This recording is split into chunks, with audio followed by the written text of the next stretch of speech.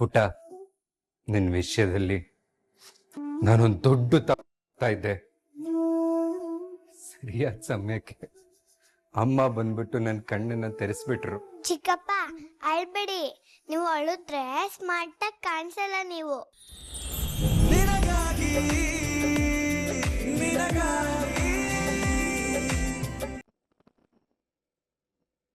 ಹಾ ಸರ್, ಇನ್ನೊಂದು ವಾರ ಟೈಮ್ ಕೊಡಿ ಸರ್. ನಾನು ಹೇಗಾದ್ರೂ ಮಾಡಿ ನಿಮ್ಮ ಅಣ್ಣನ ಅಡ್ಜಸ್ಟ್ ಮಾಡ್ತೀನಿ ಸರ್. ಅಂಗಡಿ ಹತ್ರ ಎಲ್ಲ ಬಂದು ಈ ರೀತಿ ಗಲಾಟೆ ಮಾಡಕ್ಕೆ ಹೋಗಬೇಡಿ. ಇದೇ last sir, please.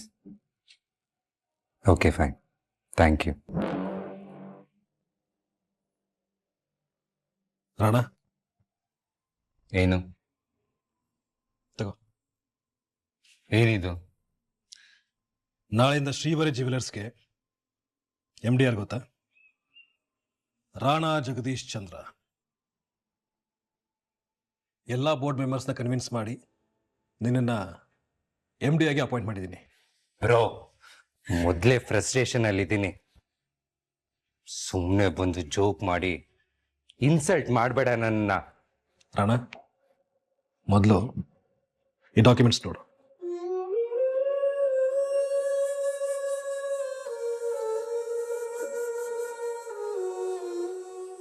Bro, Rana, ನೀನನ್ನ ತಮ್ಮ ಕಣ, ಬಿಟ್ಬಿಡ್ತೀನ ನಿನ್ನನ್ನು CEO ಪೋಸ್ಟ್ನ ಕೆಳಗಿಳಿಸಿ ನಾನು ಆ ಜಾಗ ಕೂತ್ಕೊಂಡಿದ್ದು ನಿನಗೆ ಅವಮಾನ ಮಾಡಬೇಕು ಅಂತಲ್ಲ ರಾಣ. ನಮ್ಮ ಕಾಂಪಿಟೇಟರ್ಸ್ನಿಂದ ನಮ್ಮ ಕಂಪ್ನಿಗೆ ತುಂಬ ದೊಡ್ಡ ಥ್ರೆಟ್ ಇತ್ತು. ಅವ್ರ ಹಿಟ್ ಲಿಸ್ಟಲ್ಲಿ ನೀನು ಇದ್ದೆ. ಅವರಿಂದ ಕಂಪ್ನಿನೂ ಕಾಪಾಡ್ಕೋಬೇಕಿತ್ತು, ನಿನ್ನ ಪ್ರಾಣನೂ ಕಾಪಾಡ್ಕೋಬೇಕಿತ್ತು ಅಂತಲೇ ನಾನು ಆರಿಸ್ಕೊಂಡಿದ್ದು. ನಿನ್ನ ಕೆಳಗೆ ಒಬ್ಬ ಸಾಮಾನ್ಯ ಎಂಪ್ಲಾಯ್ ಆಗಿ ನಾನು ಕೆಲಸ ಮಾಡ್ತೀನಿ. ಅಪ್ಪ ಕಷ್ಟಪಟ್ಟು ಕಟ್ಟಿರೋ ಸಾಮ್ರಾಜ್ಯ ಕಣೋ ಇದು. ಎಚ್ಚರಿಕೆಯಿಂದ ಕಾಪಾಡ್ಕೊಳ್ಳೋದು ನಿನ್ನ ಜವಾಬ್ದಾರಿ. Congratulations and all the best. ತುಂಬ ಒಳ್ಳೆಯದಾಗಲಿ.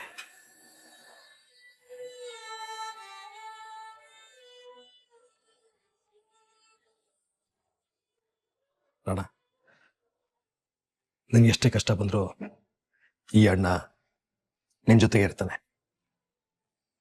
ಮಾಧುರಿ ವಿಷಯದಲ್ಲಿ ನನಗೆ ದ್ರೋಹ ಬರ್ತಿಲ್ಲ ಕಣ. ಆದರೆ ಅವತ್ತಿನ ಪರಿಸ್ಥಿತಿಗಳು ನನ್ನ ವಿಲನ್ ಮಾಡ್ಬಿಡ್ತು. ನಿನ್ನನ್ನು ಅಮ್ಮನ್ನು ನನ್ನಿಂದ ದೂರ ಮಾಡ್ಬಿಡ್ತು.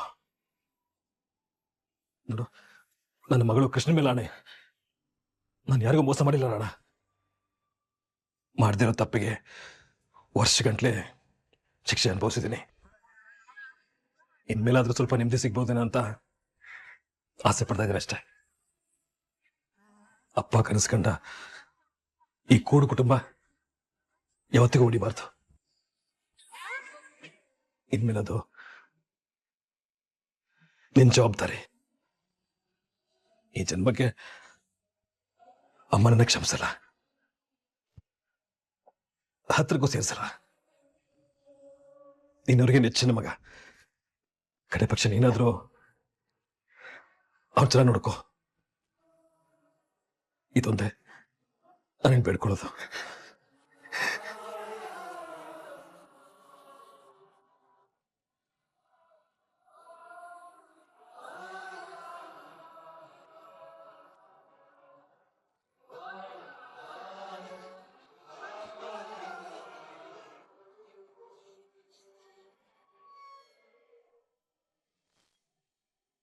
ಜೀವ, ರಾಣಂಗ್ ಡಾಕ್ಯುಮೆಂಟ್ಸ್ ಕೊಟ್ರ?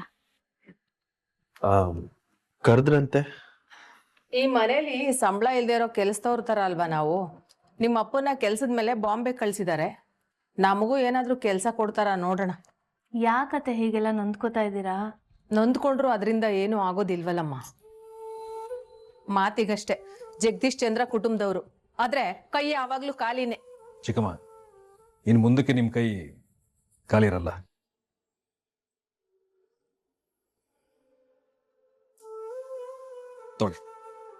ಏನಿದು? ಶ್ರೀವಾರಿ ಜ್ಯುವೆಲರ್ಸ್ನ ಹೊಸ ಬ್ರಾಂಚ್ ಸದ್ಯದಲ್ಲೇ ಓಪನ್ ಆಗ್ತಾ ಇದೆ. ಅದಕ್ಕೆ CEO ಕಪಿಲ್. ಮದ್ವೆ ವಯಸ್ಸವನು ಹೆಣ್ಣು ನೋಡೋದಕ್ಕೆ ಹೋದ್ರೆ ಮೊದಲು ಕೇಳೋ ಪ್ರಶ್ನೆನೇ ಹುಡುಗ ಏನ್ ಮಾಡ್ಕೊಂಡಿದ್ದಾನೆ ಅಂತ ಅಲ್ವಾ ಅತ್ತೆ? ಇನ್ನು ಮುಂದೆ ತುಂಬ ಧೈರ್ಯವಾಗಿ ಹೇಳ್ಬೋದು, ನನ್ನ ತಮ್ಮ ಕಪಿಲು ಒಂದು ಅಂಗಡಿಗೆ ಓನರು ಅಂತ.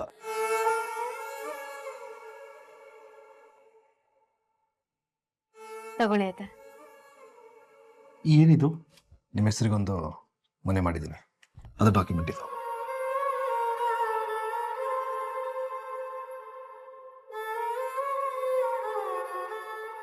ಅತ್ತೆ, ನೀವೀಗ ಒಂದ್ ಮನೆ ಓನರ್, ಹಾಗಂತ ಅಲ್ಲಿಗೆ ಹೋಗ್ಬಿಡ್ಬೇಡಿ, ನೀವು ನಮ್ಮ ಜೊತೆಲೇ ಇರ್ಬೇಕು.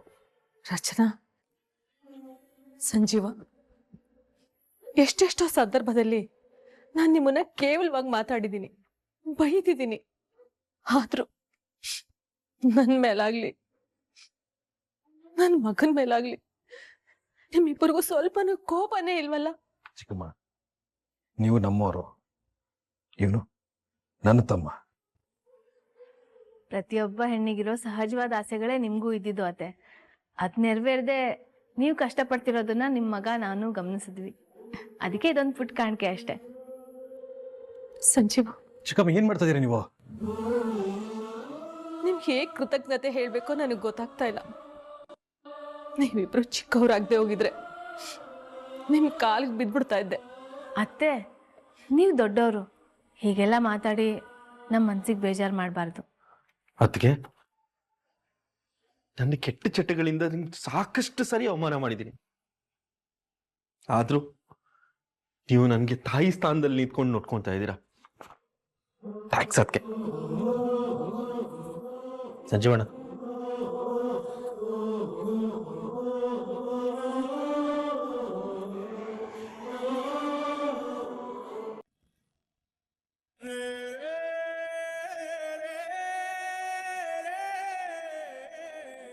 ಮಾಡದೇ ಇರೋ ತಪ್ಪಿಗೆ ನಿಂಗೆ ಶಿಕ್ಷೆ ಕೊಟ್ಬಿಲ್ದಲ್ಲ ಮಗನೇ, ನನ್ನ ಕ್ಷಮಿಸ್ಬೇಡ. ಅಮ್ಮ, ಹೀಗೆಲ್ಲ ಮಾಡಬೇಡ. ನಿನ್ನ ಮಗನಮ್ಮ ನಾನು. ನನ್ನಿಂದ ತಪ್ಪಾಗ್ಬೋದೇ ಹೊರತು ನಿನ್ನಿಂದ ಸಾಧ್ಯನೇ ಇಲ್ಲಮ್ಮ. ಇದೆಲ್ಲ ನಡೆದದ್ದು ಪರಿಸ್ಥಿತಿಗಳ ಪ್ರಭಾವ ಅಷ್ಟೇ, ಬೇರೇನೂ ಇಲ್ಲ. ಅಯ್ಯೋ ದೇವ್ರೆ, ಇಂಥ ಒಳ್ಳೆ ಮಗನಿಂದ ದೂರ ಇಟ್ಬಿಟ್ನಲ್ಲ ನಾನು. ಬಂಗಾರದಂತ ನನ್ನ ಮಗ.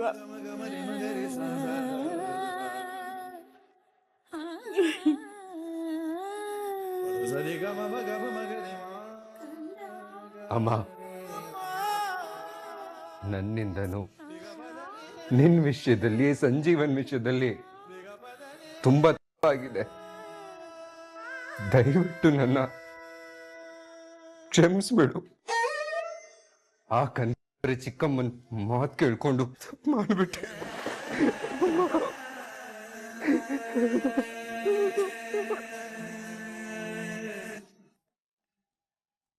ಅಣ್ಣ, ಮಾಧುರಿ ವಿಷಯ ತುಂಬಾ ತಪ್ಪು ಮಾಡ್ಬಿಟ್ಟು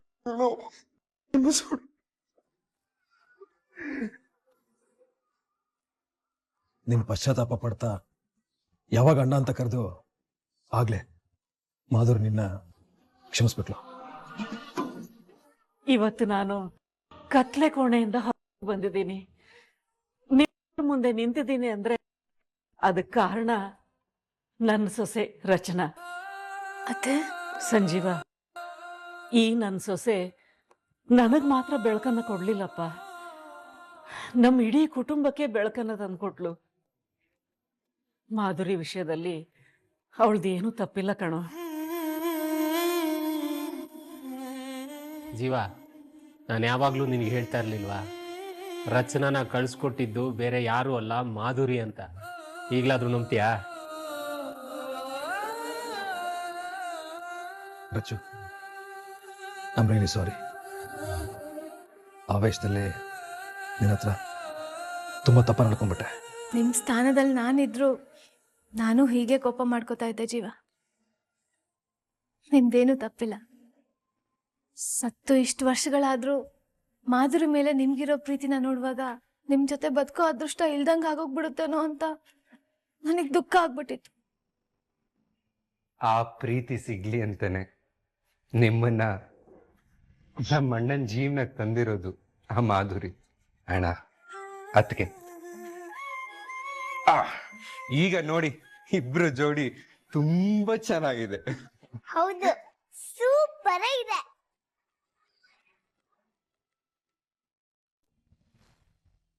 ಪುಟ್ಟ, ನಿನ್ ವಿಷಯದಲ್ಲಿ ನಾನೊಂದು ದೊಡ್ಡ ತಪ್ಪ ಇದ್ದೆ. ಸರಿಯಾದ ಸಮಯಕ್ಕೆ ಅಮ್ಮ ಬಂದ್ಬಿಟ್ಟು ನನ್ನ ಕಣ್ಣನ್ನ ತೆರೆಸ್ಬಿಟ್ರು. ಚಿಕ್ಕಪ್ಪ ಅಳ್ಬೇಡಿ, ನೀವು ಅಳುದ್ರೆ ಸ್ಮಾರ್ಟ್ ಆಗಿ ಕಾಣಿಸಲ್ಲ. ನೀವು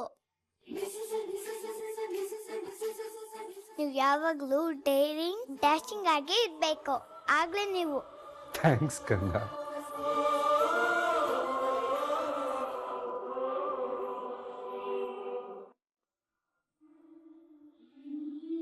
ವಿಜಯದಶಮಿ ಹಬ್ಬ ನಮ್ಮಲ್ಲಿರೋ ದುಷ್ಟತನನ ಎಲ್ಲಾ ದೂರ ಮಾಡಿ ಒಳ್ಳೆತನನ ಮಾತ್ರ ಉಳಿಸ್ತೀವಿ.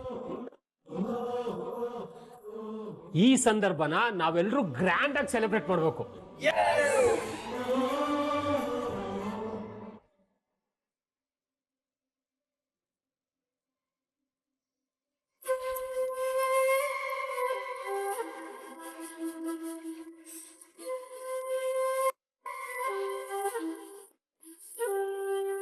ಭೂಮಿಯು ಬಾನಿಗೆ ನೀಡಿದ ಕರೆಯೋಲೆ ಅರಿಯದೆ ಹೃದಯಕ್ಕೆ ಏನಿದು ಸಂಕೋಲೆ. ದಾರಿ ಬದಲಿದ್ದರೂ ನಿನ್ನೆ ಬರ ಮಾಡಿದೆ, ನಿನ್ನ ಆಗಮನವ ಮನ ಹಾರೈಸಿದೆ. ಈ ಬದುಕಿದು ನಿನಗಾಗಿ, ಪ್ರೀತಿ ಪಯಣವು ನಿನಗಾಗಿ, ಒಲವ ಸಂಗಮ ನಿನಗಾಗಿ, ನಿನಗಾಗಿ ನಿನಗಾಗಿ.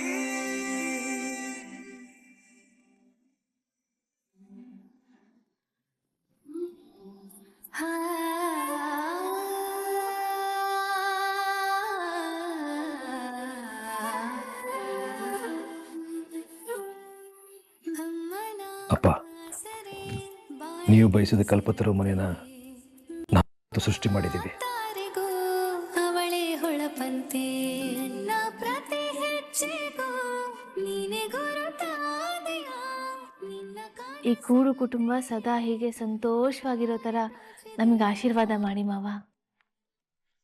ಎಸ್ಕೋಸ್ ಬೇ, ಇದೇ ಖುಷಿಗೊಂದು ಫೋಟೋ ತಗೊಳ್ಳೋಣ.